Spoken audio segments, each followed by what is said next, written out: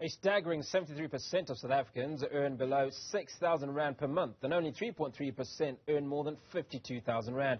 This is according to the latest report by the Bureau of Market Research. Let's speak now to co-author of the report, Professor Carel van Aardt. Prof, a very good evening to you. Now, the report highlights a significant income inequality in South Africa, with 73.7% of the adult population earning below 73,500 rand per month. How do you think this income disparity affects the overall well-being and quality of the majority of South Africa's population? Well, this is a clear indication that the majority of South African consumers are experiencing financial strain. And with the poverty rate at the moment in South Africa actually above 50%. And we also find, for example, that with respect to the income distribution, that we're the most unequal country in the world. So we do quite a lot of surveys to actually also track the feelings of the consumers with respect to their finances. And we've seen, for example, that the fact that so many people don't earn high incomes actually impact on their expenditure capability, which in turn impact on their feelings of consumer financial vulnerability. So this has got a clear impact on the lives of people, as well as how people feel about their finances. Now, you talk about South Africans not earning a high income. Well, there's some that don't earn an income at all.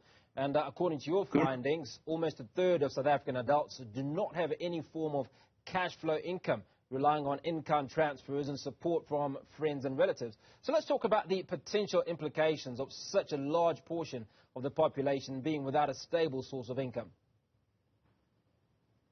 Yeah, because when you look, for example, at that group of people that don't earn any incomes at all, which is a very high percentage, as you indicated, of the population, they still have quite a lot of expenditures to survive. And one of the main sources of income for that part of the population is, for example, social grants to a very large extent. And we've got at the moment over 18 million people in South Africa that's dependent of those social grants.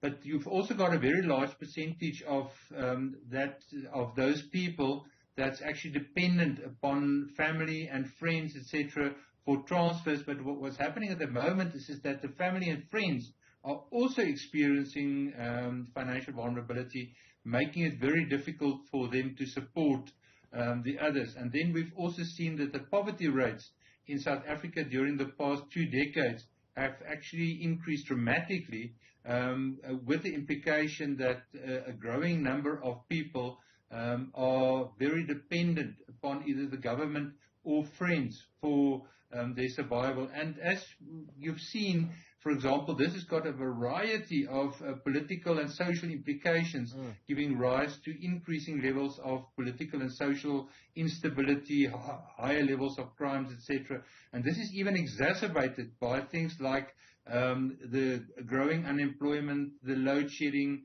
very low levels of economic growth, etc., that we're having at present. Now, when you look at a report, or when you put together reports such as this, do you look at behavioral patterns of these individuals? I mean, let's take a look at how individuals might have behaved prior to COVID. They went through this period where many, in fact, hundreds of thousands were let off or without employment, and all of a sudden the little that they had, or that which they were being given by friends and relatives, as you've indicated in the report, is no longer available. Correct, because at the Bureau of Market Research, we've actually got different divisions. The division that put out this report is the Household Wealth Division, that actually focus on incomes, expenditures, assets, and liabilities. We've also got a Market Intelligence Research Unit that continuously focus more on the behavioral aspects, as you've just indicated. And what we found, for example, with respect to the behavioral aspects is that an increasing number of consumers, in order to survive very difficult economic times, not having a lot of incomes, are shifting a lot of the expenditures away from luxury goods towards the basic necessities. But as you also know, is that food inflation Also, inflation on the basic necessities have been very high the past 2 years, and this has also put increasing pressure on this specific group. What has happened here is that, remember that during COVID, about 2 million people lost their jobs. Some of the jobs have been recovered, but what we've tracked over time is that a lot of the jobs that were recovered were not high-end jobs, as a lot of them, those that went lost, but are much more jobs in the informal sector of the economy and on the contractual fringe, which are not stable jobs. So these are people that's just into temporary employment or just on contract employment, and this has created quite a lot of instability in the labor market itself, giving rise to a growing number of people, for example, not having stable incomes. And what the report has also indicated in this regard is that when you look, for example, at the growth in incomes during the past 2 years, sure, it's been income during 2022 growth, for example, of 8.7%, but the bulk of that was not compensation growth.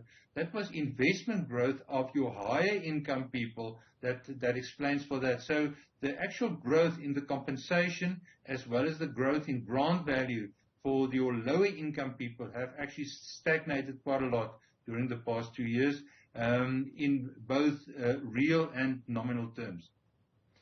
What I'm curious to know, Professor, is does the report speak to the options that are available to individuals when they were surviving on, for argument's sake, let's say 20 Rand a day, and that 20 Rand all of a sudden becomes 10 Rand? Is the option to cut back on what they eat and spread it out to the 10 Rand? Or are they looking at means and ways of finding another 10 Rand or the equivalent to keep it at 20, whether it's illegal or not? Actually, both. Yes, the report focused on that, but especially from our Consumer Financial Vulnerability Index study, where we actually have a look at how consumers survive. There we get a lot of detailed insights into that. The first part that you've indicated is that whether people are actually changing their expenditure behavior to ensure, for example, that they can get more done with the little that they have. That is indeed so. And in consumer terms, we call it buying down. So a lot of people are, instead of, for example, buying branded clothing, that they will, for example, buy non-branded cheaper clothing. Also, they will go for house brands with respect to the goods that they are buying. And we also find that although people don't have written budgets, that they're very good at survival budgeting, in the sense, for example, that they will identify where they can get that on special.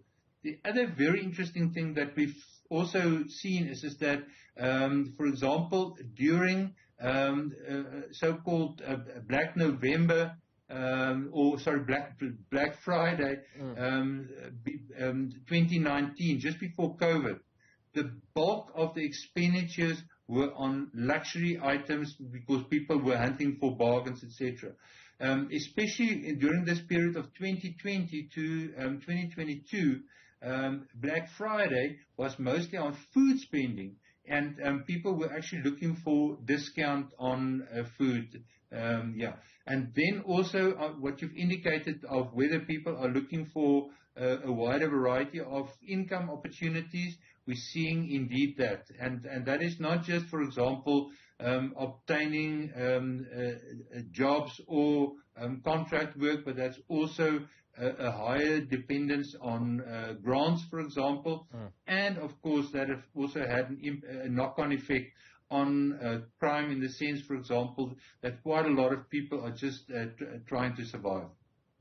So you're suggesting that if an individual loses that amount that they were earning or receiving every month, and it comes down in the example I gave from 20 to 10 Rand, and somebody offers them an opportunity to make the extra 10 in a manner that is illegal or breaks the law, that there's an inclination to accept it? No, that's not, I won't say that at all. In fact, what we found is that people are much more creative in the sense of more entrepreneurial than, for example, going into crime. Is that we've absolutely found no evidence, for example, that people become more criminal just to survive. What we've rather found is that quite a lot of people would, for example, become more involved in the informal sector of the economy, and we've seen dramatic growth in the informal sector, especially in the survivalist sector of the informal sector. What we've also seen during the COVID period, sure, there were people that did some opportunity entrepreneurship also with respect to, for example, alcohol and cigarettes, etc. But that was definitely not the norm. But we rather seeing that a lot of people that are, for example, experiencing economically difficult times, especially in the rural areas, will come to the urban areas with the hope of finding employment. If they can't find it, quite a lot of them, for example, would either go into survival entrepreneurship, even some begging, etc. But we haven't found any evidence of heightened levels of crime because of that. Professor, lovely speaking to you. Appreciate your time this evening. Professor Carel van Aardt, co-author of a report on income inequality in South Africa, where it says 73% of South Africans earn below 6,000 rand per month.